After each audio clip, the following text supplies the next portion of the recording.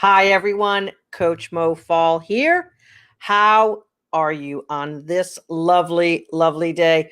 We are going to talk about one of the biggest, most unrecognized diseases on the planet. Let me make sure I silence my phone. One of the most unrecognized diseases on the planet is self doubt, and it can create loads, loads, tons of problems and a lack of progress. It can cost you hundreds of thousands of dollars. If there was anything that I had to say to all the women I talk to on the clarity calls, to all the women who listen to me, to all of the people who are not living the life that they want, you have got to cure this problem. This is the underpinning of a lot of what is going on out there in humanity. And it is the most crushing, paralyzing, gripping problem that exists. And you have to fix it. If you don't fix it, you are going to have a lifelong of suffering, of struggling, premature diseases, conflicts and fights with loved ones. You're going to get passed over for promotions. You're going to get taken advantage of by others who might be looking out more for themselves. And your life is not going to be what you want it to be. And you are eventually going to be living in victim lane, in victimhood, with all of the scars and baggage and weight and drudgery of that. It's a horrible, horrible thing. I would even say that this problem is really hell on earth. This truly is just what we would imagine hell would be. And I really can't overplay this problem because I talk to many women every week. I talk to hundreds and then thousands a year. I've talked to probably 4,000 women over the past 4 years or so on my free clarity calls. And by the way, if you want to investigate what's going on in your career and get an expert to break it down and debrief it with you, book a clarity call. I had a beautiful client of mine, Kelly, call on my Unity Radio show today. And she was so delightful. And like the hundreds of women who have come through my workshop, the clarity call was the game-changing moment of her life when she said yes. When she said, I deserve and I want more. She overcame this problem that I'm going to talk about today. And she said yes to herself, and her life has been changed forever, forever. And it's delightful to have her call live on my radio show. I can tell you that she would have never called to a live radio show before because she had this problem. And it's the crushing, crushing blow of self-doubt. Now, I'm going to talk today about actually crushing self-doubt. Hello, all of you ladies who are here today. It's great, great, great to see you. We've been rolling on this 5 Deadly Career Sins series so far, and this is one of the biggest problems. And it's not just career, it is your life. If you bring self-doubt into your life, which invariably, if it's in your career, it's in your life because it does not leave your cells, does not leave your consciousness, it does not leave your energy pattern just because you're walking home. As a matter of fact, chances are it's showing up more at home. And you're probably trying to cover it up a little bit at work. You know, I made myself a cup of green tea today to have here so I could have tea time with you ladies. So I think I'm going to take advantage of that. You know, there's one thing that's so, so great, and that's tea at the right temperature. Yes, indeed. We're having high tea, yeah? celebrating the day, celebrating that we get another chance to show up big and authentic and exactly how we choose for today.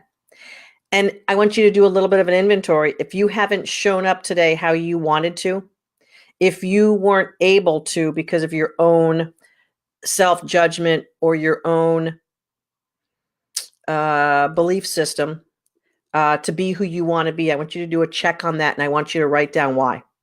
I want you to write down what is it that stopped you today from being the person that you wanted to be. What is it that is causing your self-doubt? I want you to put a name on it. I want you to put a phrase on it, sentence, because eventually what it is a belief structure, a structure of beliefs that you have that cause you to not step into your power. Self-doubt, like I said a few minutes ago, causes more financial loss, more life ruin than anything. Anything. When you doubt yourself, you don't step into the proper decision, and you don't know what the proper decision is because your filter of self-doubt causes you to doubt yourself. So why would you ask for the promotion when you doubt yourself? You wouldn't. That's $20,000 a year out the door. Times 20 years, that's $400,000. Self-doubt. Mo, I don't want to have an important job, and it doesn't matter how much money I make. Said only the person who is lying to themselves. You are lying to yourself if you think that you don't want more, because every human being on this planet who has a soul is on this planet in this life experience for expansion. And expansion means more. More, please. More, please. More, please. More, please. That is the voice of the soul. That is the voice of what we are being, what we are here to be as human beings. The voice of more. Ambition and wanting material things is judged upon as being something of the ego.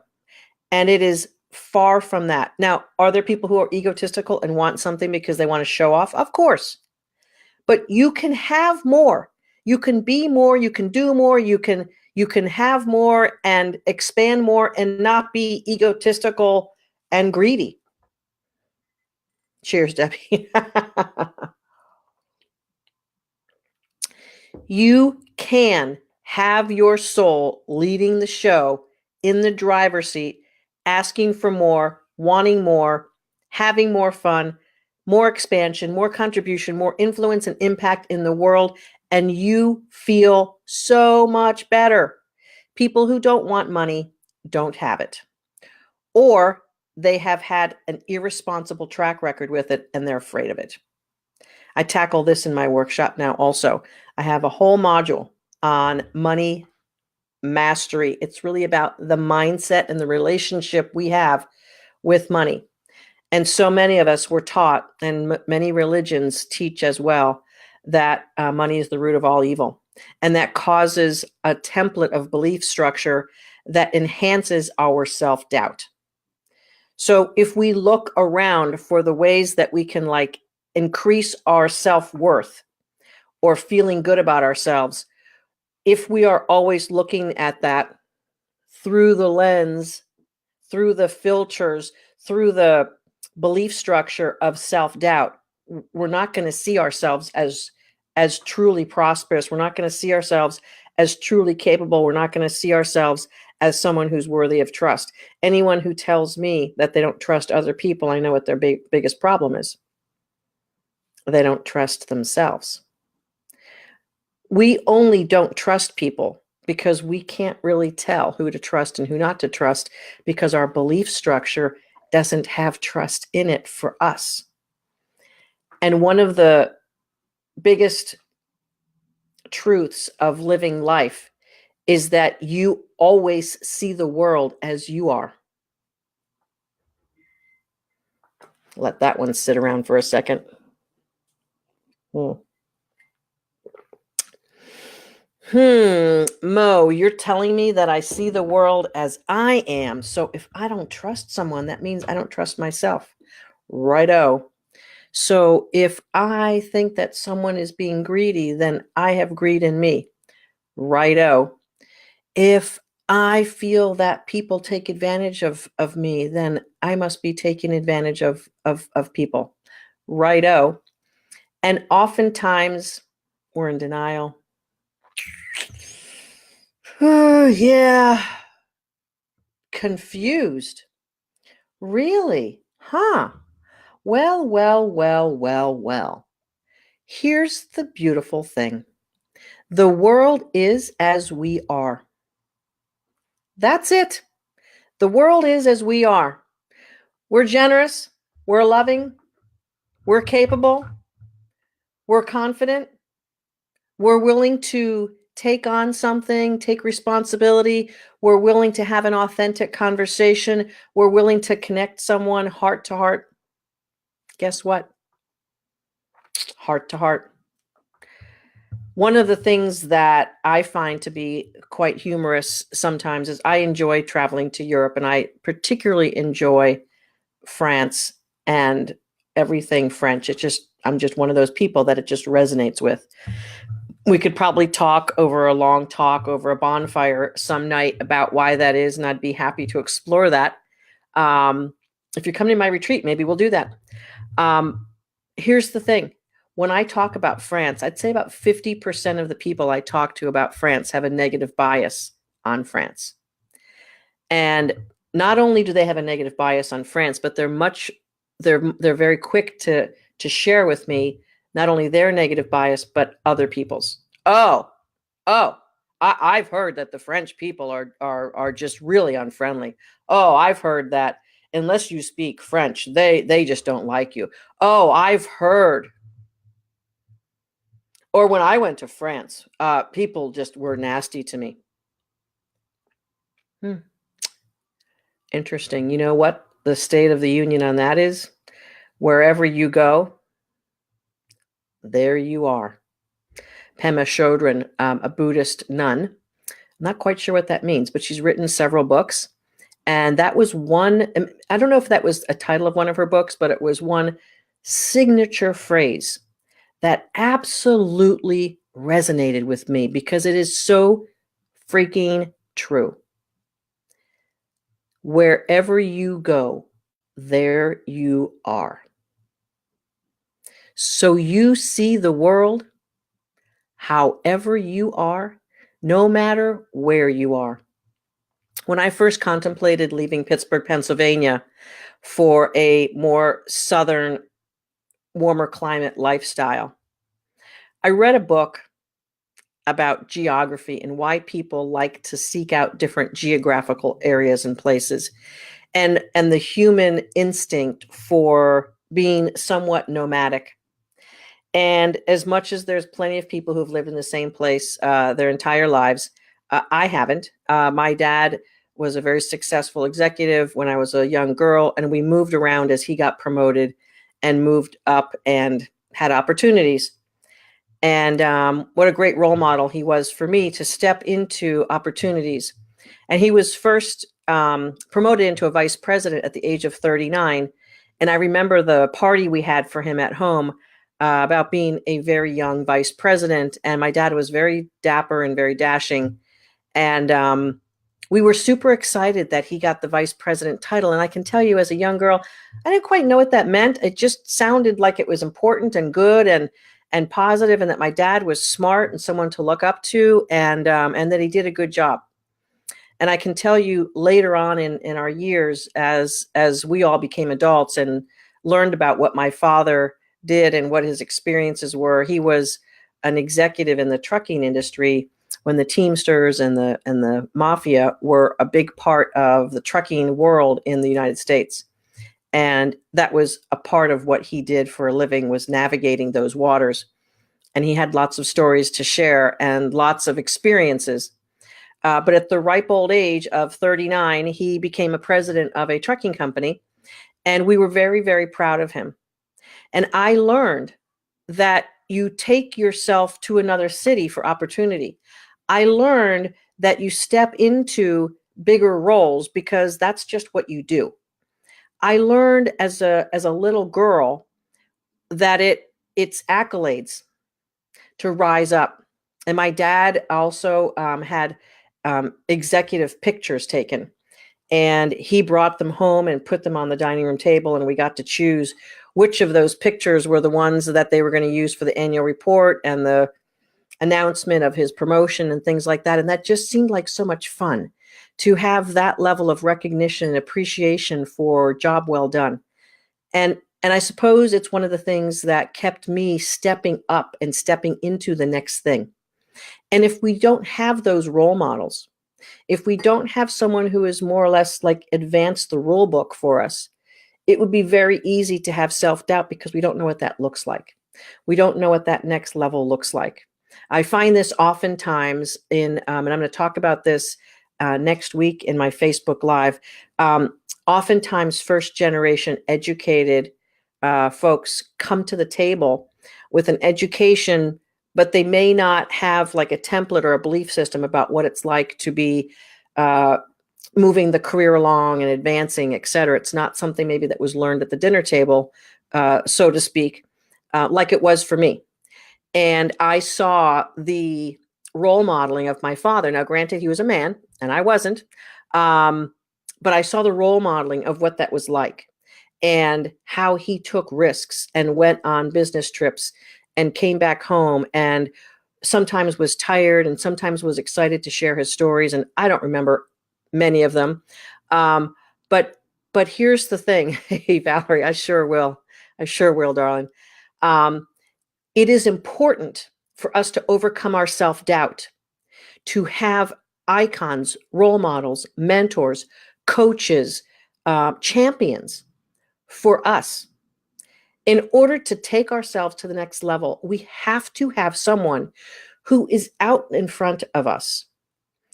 And one of the reasons why self-doubt can be so pervasive is if you don't have that in your life, if you don't have that beacon of what the next thing of success looks like, all your choices are things that look smaller or that look scarier or to believe other people's bullshit. I have one woman in my grad group, and this is kind of somewhat of an unfortunate situation, but she's got a family member who's giving her a lot of bad, wrong, negative, biased advice about her career and her resume and her opportunities. And unfortunately, I guess she's around this person, and that's a conversation. Uh, Lean in to people who are beyond you. Lean into people who have done it. Lean in and look for those who are out there who are way past you. I've had the good fortune of coaching hundreds of women, and I don't say this from an ego perspective. I just say it from a perspective of truth. My career has always been several steps ahead of all the women I've coached. And I'm delighted for that because I feel that the risks I took, the decisions I made for my career, the moves geographically, promotion, losing my job and having to bounce back, and all of the things I did allowed me to have a template of what navigating a difficult roadmap for a career can look like. And so when we look at conquering our self-doubt, here is the nugget of truth that you have to actually pay attention to. I want you to stop right now and just pay attention to this next couple of minutes I'm going to tell you. Your self-doubt is your fear brain running a program for you because you don't have a replacement. You don't have another story to replace the fear brain with, so you dive into self-doubt. And why would we do that? Why is the human being wired to create a story that doesn't feel good when there's other options? Because human beings have one of the strongest drives for certainty. And it's so much easier to be certain you're stupid and unworthy and not capable than it is to be uncertain about what you can do and what's possible for you. The way we're wired deeply, deeply for survival instincts is to have certainty. And when we're stepping into something that we haven't known or haven't done, we have to create an entire house to move into, an entire new habitat of, of belief structures and a story about who we are that is different than the one that we just moved out of. We have to create the level of certainty that we can thrive in a new identity. And that's part of what I do in my workshop with the ladies in my workshop. And frankly, in 12 weeks, there's a lot of work that we can do. But oftentimes, this house of self-doubt has been lived in for decades. And we're decluttering it and we're replacing beliefs. And we have things like the universe has my back and everything always works out for me. And a new certainty and a new identity around the jobs that you want, or hanging out with women in the workshop because you now have a collective identity of possibility. And you're hearing women getting jobs and being on the final offer and negotiating this, and you're exposed to certain things that you otherwise wouldn't be exposed to, because hardly any of your best friends are going to talk to you about interviewing, offer letter, what they need to do next, etc. So when you're in a collective community that's safe and secure of other women, which is what my workshop provides, you're able to see evidence of what it's like to have that next level of success. And I have purposely allowed and opened up my workshop for women of all industries, professions, and income brackets, so that the intermix of women learning from each other is there. Role models are really, really important. Yeah, so someone says very true about the first generation kids and education. Absolutely. So if you are lacking role models for your next leap, there's certain things that you have to do.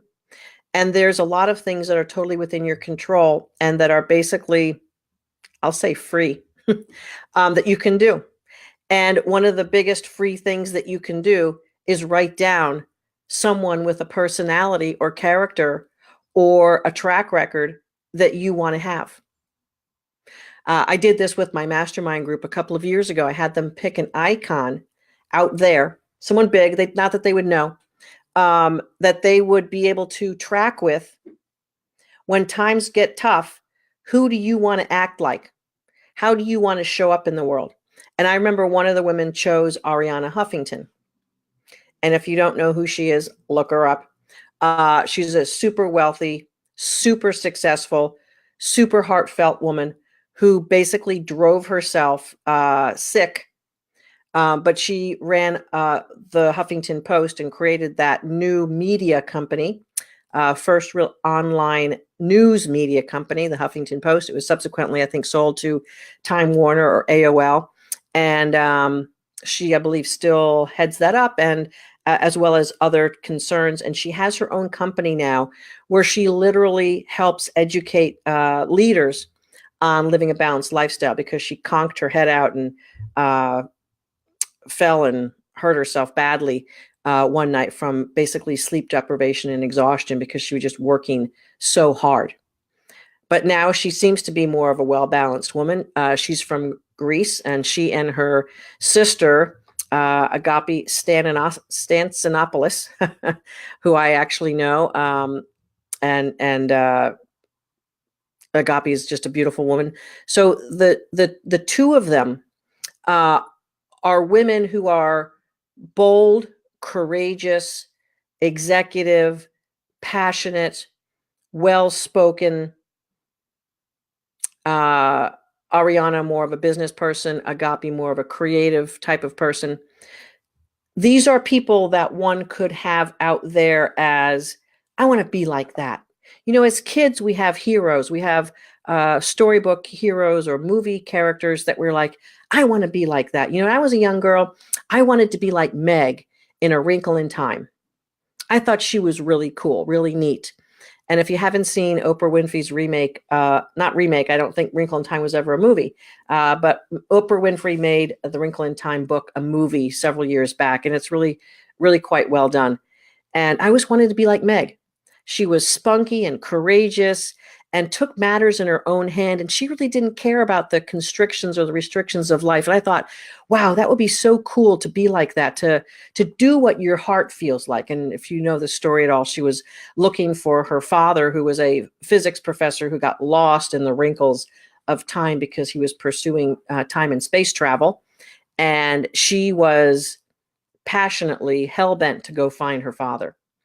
And of course, as she went out there to find her father, she came across evil and unsavory characters and confusion and difficult things. If you're in my workshop, you're going to understand story structure and why things like this are so engaging. And if you are a client of mine, how many times does the hero typically struggle and stumble and fall in a great story before an amazing result? Go ahead for extra points. Lay it on me if you remember that bit of trivia, but it's not trivia. It is actually the way that we engage in stories. And so we need that story out there. We need someone to identify with. We need to have that in order to seek out greater, in order to seek out more. All my life, I have had this desire to have like a great mentor and someone who I could know personally, who was smarter than me and thought things. Debbie Grant for the extra points, 7 times indeed. Someone who thought better and differently and bigger than me. I always sought that out. But here's the thing: they also have to have a big heart. In order to lift someone or help someone out, you have to have a big heart. And I can tell you, basically, I didn't find it too much in the corporate America. So in the year 2000 is when I hired my first coach. And my first coach gave me different perspectives and different ideas about what is possible and doable and what I should be thinking about and looking at. And she really helped me a lot. But she wasn't an aspirational person for me. She wasn't someone like, oh, she's done it at this big of a level. That means I can do that. And I always wanted to be that for my team members. I always wanted to be that person who was like, come on, you can do it. You can do it. You can do it. I believe in you. Let's go. Let's go. And sometimes that might feel like you're not enough. But with the right heart, hopefully I have it most of the time, it can be someone who's stretching you to be more than you'd ever thought possible. And I feel very happy to have helped so many people in their careers when I was an executive advance themselves and be more of who they were when we got started. And there's a few people that come to mind who are really on my heart. And one young man actually just moved to a new city, a new state, with his young wife, bought a big house, is succeeding in his career. And he had his own challenges about stepping into his power. And I dare say that maybe I was the first person that really called him out about being self-responsible. And I don't know, it's just what I like doing. I like believing in people. I like pushing them. And I like having them step up to who they can be. And that's what you need to overcome self-doubt. It's what you need. You need an external idea of what it looks like, because as human beings, we need certainty. So ironically, for so many people who are struggling, self-doubt is their certainty. And that really sucks. Tea to you.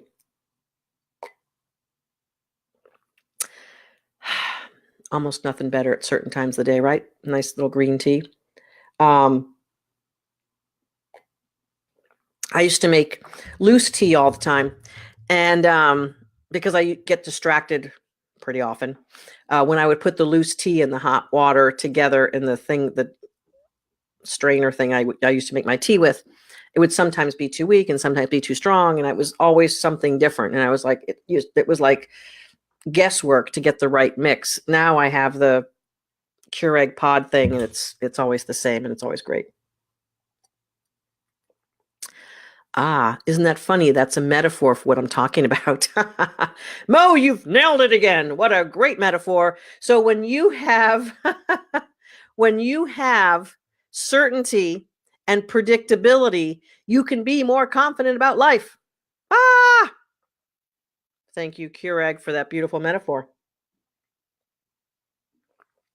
If I'm so busy chasing around the right combination of titrating my tea and how it's steeping in its hot water and having to time it to the very second to get the right thing, I'm spending so much energy. It's really inefficient to have the right cup of tea. Keurig came out with the brilliant, dosing of the pod. I'm not a coffee drinker, but it works perfectly well with tea. And every time it's boom, same, boom, same, boom, same. So I don't have to strife, struggle, or deal with the uncertainty of a cup of tea not going the way I want it to go. If you're in quality engineering or performance improvement, you know that when you take variability out of the equation, you automatically increase quality. So when we take variability out of that equation, we have higher quality. So if you take variability out of your life, ooh, so good, Mo. Where do you come up with this stuff? Thank you. You can have a better life with decreasing, eliminating variability in your life. And here's the thing: your certainty meter, the drive for you to have certainty, is exactly what that is, because you are on a path as a human being to drive for that certainty. You want predictability. You want to know what is true and not true. So if you don't know how to be a more successful person, a happier person, a more grounded, aligned person, if you don't know how to do that, you're going to craft your story of self-doubt, and you're going to convince yourself that it's not possible. It'll never work for me. I can't afford it. I'm not worth it. It doesn't work for people like me. People like me aren't promoted, etc., etc. And this is the root of self-doubt. This is the root of it. And it is a big, big freaking problem. I've spoken to hundreds of women who have lost hundreds of thousands of dollars in their lives because of self-doubt. You name for me one more problem that is more expensive than that. Go ahead and try. You're not going to. Even a college education, the difference of a college education or not is not as big as the problem of self-doubt, because I've had lots of women with advanced degrees, lots of education, and they are full of self-doubt, and they are literally flushing hundreds of thousands of dollars down the toilet until we get to work together. And then they're starting to pay it back, recoup it, get back on track, and make their lives and careers what they knew that they could, but they, again, didn't have a roadmap. So the better roadmap is self-doubt and self-protection, and I can't, and it's not possible. People like me don't. It is so much easier to protect and be in self-doubt because there's certainty there.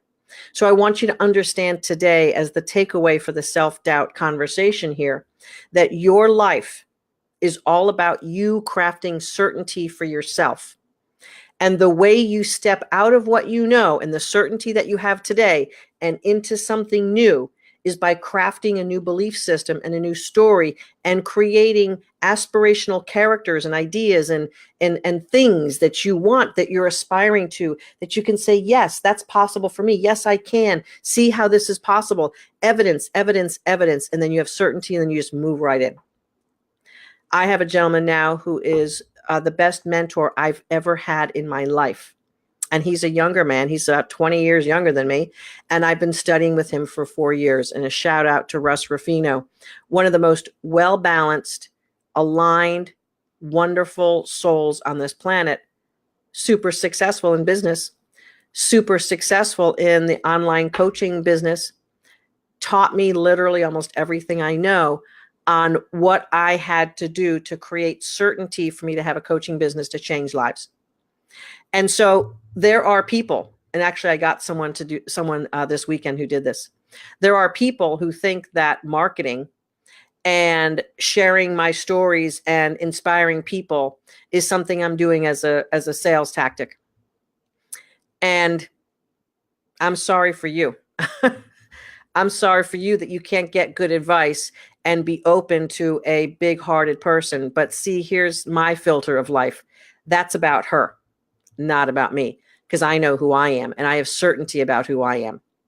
And yet she's living in this very small life thinking that people who are trying to share information and be inspirational are out to get something. I have a very successful business. I have lots of raving fans, successful clients. Is everyone I've ever worked with the successful level that I really want them to be and what we thought we could do? No, but life's not over, so we keep going. I can't in 12 weeks get where I want to be either. But we do a lot of work in 12 weeks. We do a lot of work on lives in 12 weeks, work that hasn't been done in 20, 30, 40 years. And we make up for a lot of lost ground. And then there's more. That's why we continue to work with our ladies after the 12 weeks. We continue the path because once you make that first big push toward that higher version of you and you come out of the shadows, you come out of self-doubt, you come out of the hurt and the injury, and you craft yourself that next best story for who you are and what you want to be, and you become that higher version, vibrating at a higher level and attracting higher level reality to you. Once we get you there, self-doubt has melted away, and now you're crafting your life of certainty on a positive attribute of who you want to be. It's so good. When I left corporate America, I was a big honking executive, making a lot of money, traveling on private planes, going to fancy meetings, fancy dinners, all that. Mergers and acquisitions, building a team, big budgets, big contracts, important clients, all that. That's what I was doing. And then I retired 5 years ago. I'm still going to say I'm going to celebrate 5 years. And then I had to reinvent myself. I no longer had a big company that I could tap into. I no longer had a finance department, a legal department, an accounting department. I no longer had a team of vice presidents reporting to me. I no longer had infrastructure and systems and bosses and expectations and Wall Street news flashes that were affecting what we did. I no longer had any of that. I had a ton of uncertainty, a ton of uncertainty. What was I going to do and create, and how is it going to get put together? If you've ever created your own company or done your own thing and left the structure of corporate America and been successful, you know what I'm talking about. A lot of people leave all of that structure and can't handle it, can't do it. And I understand why, because there's a lot of difference in working in a massively structured environment and knowing what's what and who's what and what's going on and this and that. Da, da, da, da, da. It's so much easier working in a structure for most human beings. There are some that absolutely can't do that. But most human beings work much better in a structure. And then when you pop out of that, it's like, whoa, whoa, whoa, talk about a wrinkle in time. I got lost for the first year for sure, and then got my footing about what I was going to do and how I was going to help women advance their careers. And every year my certainty increases and my ability to deliver increases. And I now have a great team. Thank you very much, Kimmy and Taylor and Jean and Amy and Michelle and Maddie and Miliana and brand new Jessica and Darla and Aaron. All of these wonderful people are now part of what I do and how I deliver what I deliver. But there were plenty of days where it was me and one other person. And there's days where it was just me clicking away, trying to figure out stuff. Uncertainty is something that drives most people crazy, and it causes self-doubt. And then we crawl into a home of self-doubt because we have certainty around that. Although on your own, you create your own structure that fits the needs of the business and team, you adjust as you go and scale.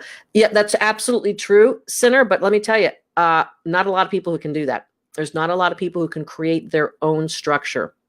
Seriously, it's not a common trait that people do have for it.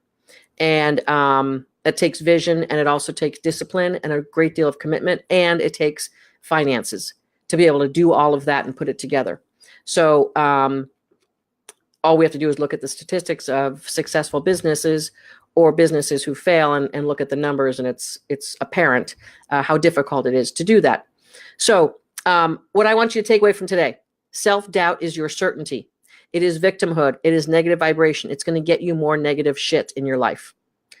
Put that one on your bumper sticker. If you create certainty out of uncertainty, you can craft a career and life of your dreams, but you need to have people who are going to help you craft that. You need to have icons, mentors, and champions and coaches, people who are going to help you put that together. So you need that in order to have a movement away from self-doubt. And not everyone wants to move out of self-doubt because their friends and family hang out in self-doubthood also. And it feels comfortable and it feels like that's what reality is. So there are plenty of people on this planet who don't believe that there's a possibility of a life of something other than just self-doubt and bitching and victimhood. So I want you to take stock of what's going on in your belief system and what are the primary beliefs that you have about yourself every day. And craft for yourself, what beliefs do you have to have in order to live in uncertainty? And I will leave you with another very important piece, and I don't have time to cover it today. It's called faith. If you're in self-doubt, you do not have faith. I don't care what church you go to. I don't care how many times you go to church. I don't care who you pray to or how many times you pray. If you have self-doubt, you do not have faith. I'm calling you on it. I'm calling you on it. If you have self-doubt, you do not have faith. And you know what? You can have faith out there for your God, your source, and open it up. And he or she is not going to do that for you. Not at all. Actually, Gayatri, my coaching is first on self-improvement and then on career, because you cannot have career improvement if you do not have self-improvement. Can't do it. Won't happen. No siree. So we go for the soul first. Actually, it's soul enhancement, not self. The soul is the real beingness of who we are, and that's our real power. So we develop the soul first, bring it back up to life because it once was to life, and then it got crushed and killed by all these lovely people in our lives and experiences. And so soul enhancement first to answer your question, and then career improvement.